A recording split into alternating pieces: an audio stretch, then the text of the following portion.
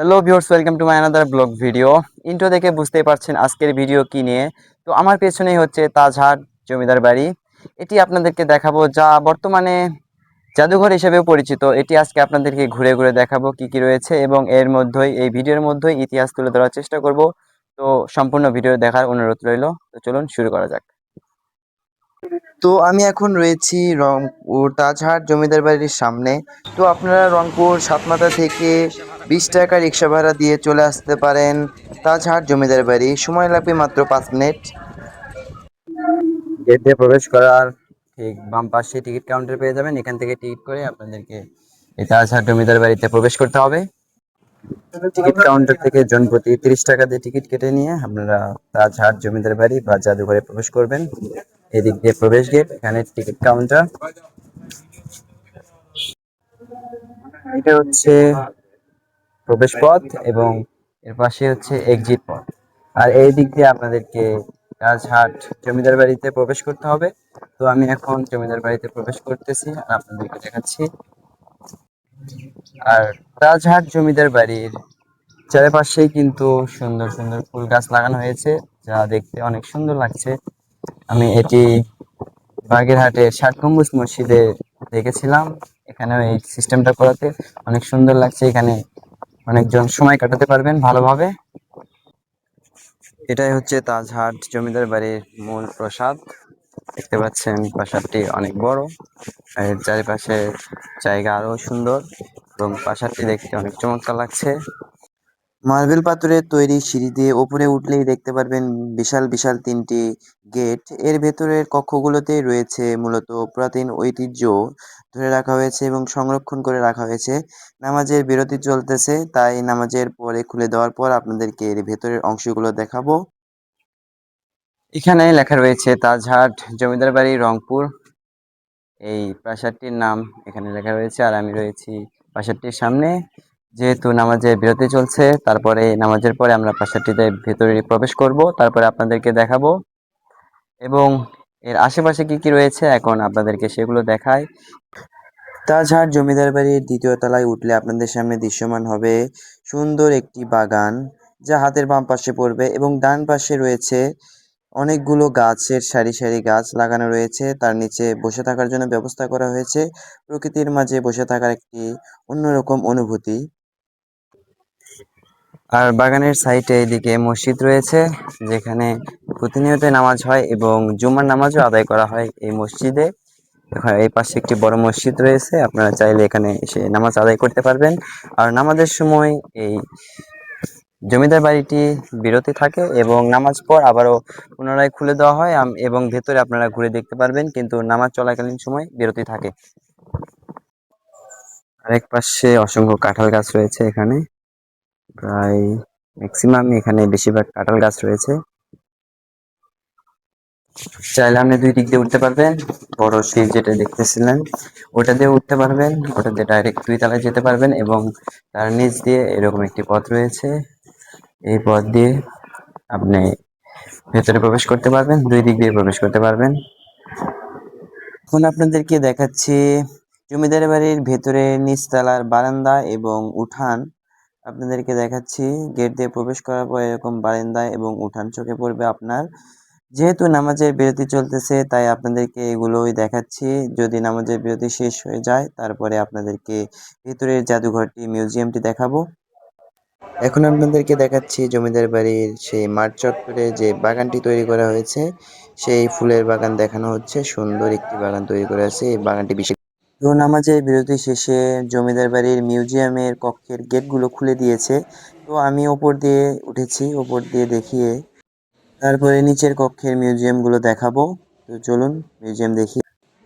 তো মিউজিয়ামের ভেতরের ওপরতলার কক্ষগুলোর মধ্যে রয়েছে নানান ধরনের মূর্তি, যা আপনারা দেখতে পাচ্ছেন। এখানে অসংখ্য মূর্তি রয়েছে, তার নিচেই মূর্তিগুলোর নাম লেখা রয়েছে। আপনারা যদি আসেন তাহলে এগুলো পড়তে পারেন এবং কি কি নাম তাও জানতে পারবেন। তো আপনাদেরকে এগুলোর নাম সহ বলতে গেলে ভিডিওটি অনেক বড় হয়ে যাবে, তাই আপনাদেরকে শুধুমাত্র দেখাচ্ছি ওপরের কক্ষগুলোতে কি কি রয়েছে। এখানে অনেক পোড়ামাটির তৈরি ভাস্কর্য থেকে শুরু করে বাটি, আগেকার তৈরি কলস, আরো অনেক অসংখ্য জিনিসপাতি রয়েছে। তো আপনারা এগুলো দেখুন, আমি দেখাই।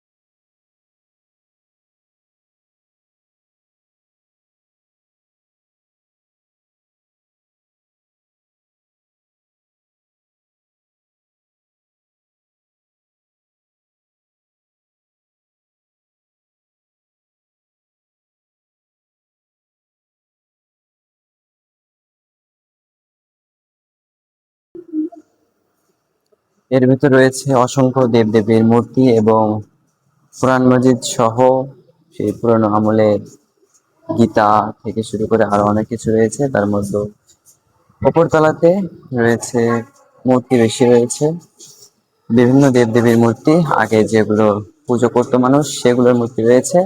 তো দেখতে পাচ্ছেন এই মূর্তিগুলো, এবং এখানে রয়েছে কোরআন সহ বেদ, আরো অনেক কিছু। এটির দুইটি অংশ, একটি হচ্ছে ওপরে, যেটা হচ্ছে এই এইদিকে উপর তলায়, আর একটি হচ্ছে নিচের তলায়। তো আমরা এখন নিচের তলায় যাচ্ছি। তো নিচের তলায় কি কি রয়েছে সেগুলো আপনাদেরকে দেখাবো। আমার পথটা এরকম, নিচে আরো কিছু রয়েছে, দেখাবো আপনাদেরকে। এরকম সিঁড়ি দিয়ে উপর তলা থেকে নিচে নামতে পারবেন এবং নিচে থেকে উপরে উঠতে পারবেন।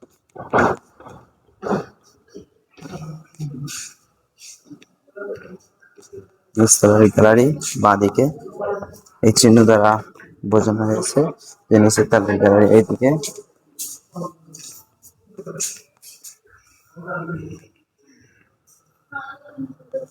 নিচের তলায় গ্যালারি পাশ দিয়ে এসে, এবং বাইরে থেকে এসে নিচ দিয়ে এদিকে ঢুকতে পারবেন, আবার উপর থেকে আসতে পারবেন। তো মসজিদের ভিতরে আগে অংশে অনেক চমৎকার।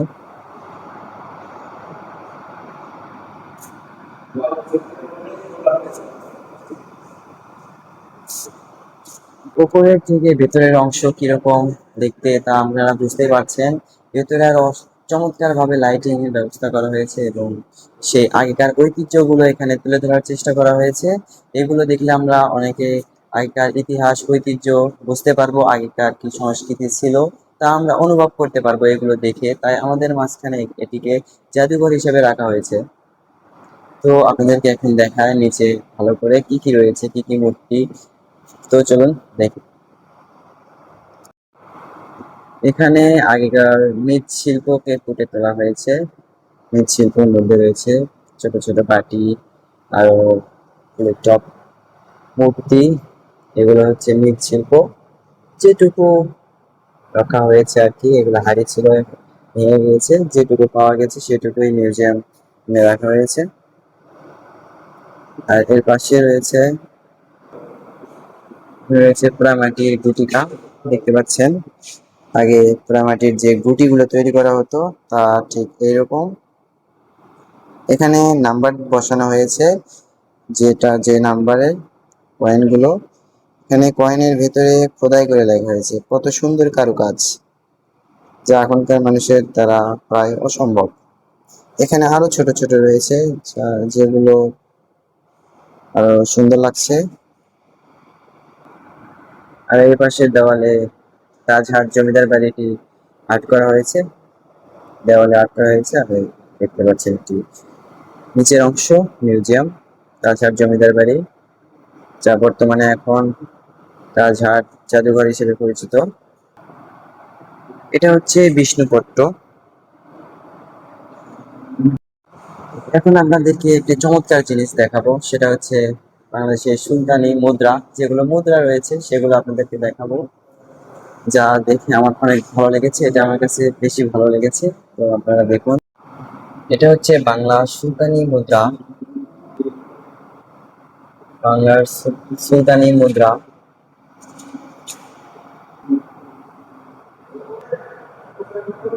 এটা হচ্ছে কুচবিহারের মুদ্রা।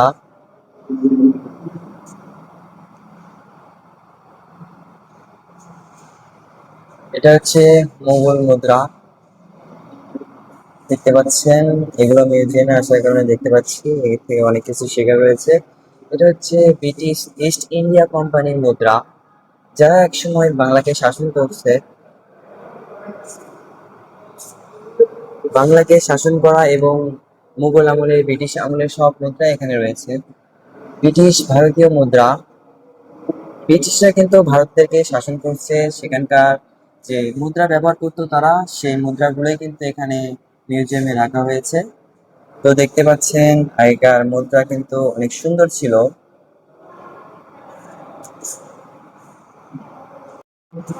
আর এগুলো মুদ্রা দেখার সৌভাগ্য আমার হতো না হয়তো যদি এখানে না আসতাম। তাই বলি, জীবনে ঘুরতে হবে, ঘুরলে অনেক কিছু শেখা যায়। মিউজিয়াম দেখতে হবে, আমাদের বাংলার যে আগের ঐতিহ্য এগুলো খুঁজে খুঁজে দেখতে হবে। আমরা শুধু ফোনে দেখা আর বাস্তবে দেখা আলাদা। আমি এখানে আপনাদেরকে যতটুকু দেখানো সম্ভব দেখাচ্ছি, কিন্তু বাস্তবে দেখলে আরো আপনারা অনেক ভালো লাগবে আপনাদেরকে। বাস্তবে দেখা ফোনে দেখা এক না, এটা মনে রাখবেন। অলংকার, আগেকার দিনের যে অলংকার আসতো সেগুলো দেখতে পাচ্ছেন। এগুলো মনে হচ্ছে হাতের বালা, আর এগুলো হচ্ছে হয়তো রূপার তৈরি নেকলেস।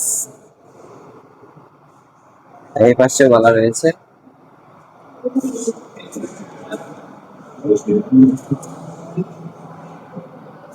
জাদুঘরটিতে অনেক কিছু দেখা রয়েছে, এখানে আসলে অনেক কিছু দেখতে পারবেন আপনারা, অনেক ভালো লাগবে আপনার। এখানে একটি মাথা রয়েছে, পোড়ামাটির মূর্তির মাথা। এগুলো পোড়ামাটিতে তৈরি।